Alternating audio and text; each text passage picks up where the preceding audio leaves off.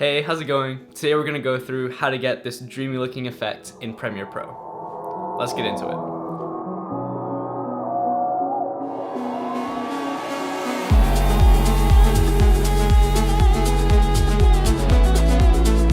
Okay, so there are multiple ways to achieve this effect, and you'll have to adjust the settings based on the footage you have and the story that you're trying to tell. I'll first show you how it's done on that intro clip, and then I'll show you a slightly different example after that as well. Firstly, just make sure to get your footage graded before starting. Then we're gonna start by making the footage nice and blurry. So to do that, go to the effects window and search for directional blur, then drag it onto your clip. Then navigate over to the effects tab and you'll see a couple parameters that we can play with. Firstly, let's change the direction to 90 degrees to get those dreamy looking blurry horizontal lines. And then adjust the blur length to whatever you like. It'll probably take a little bit of playing around to find the best setting for your clip, but in this case, I'm liking it at 70. After these two settings are dialed in, click the Create Ellipse Mask button on the directional blur effect, and then tick this box to invert the mask. Then resize it to fit around the main subject so that your main subject is not blurred out. Then finally, increase the feather quite a bit.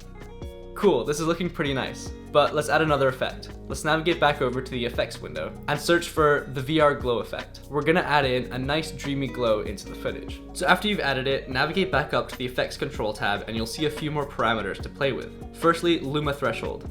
This will basically control the amount of your image that is affected by the glow that we're putting on. The lower the number, the more shadows are affected by the glow, and the higher the number, the more restricted the glow is to just the highlights. Then secondly, the glow radius basically just determines how big of a glow is created. And finally, these last two are quite self-explanatory, but glow brightness just adjusts the brightness of the glow, and glow saturation adjusts the saturation of the glow. You can also change the color of the glow to whatever you like using the tint color selector. And finally, you can toggle that on and off with this check mark next to use tint color. Okay, but in this scenario, we're going to ignore all the settings except for the luma threshold, which I'll keep at 0.9, and the glow radius, which I'll bring to 400. But again, you'll likely have to adjust these settings based on the clip that you were using. And that's it. Now, I did mention I'd go through a second scenario, which is slightly different. And it's slightly different largely because of the footage and the nature of the video that footage is from. Here's a clip from a music video that I recently shot. It's coming out really soon, so get ready for that, stay tuned. But as you can see, the effect looks slightly different. So let's get into creating that. Firstly, hold Option and drag up to duplicate the clip.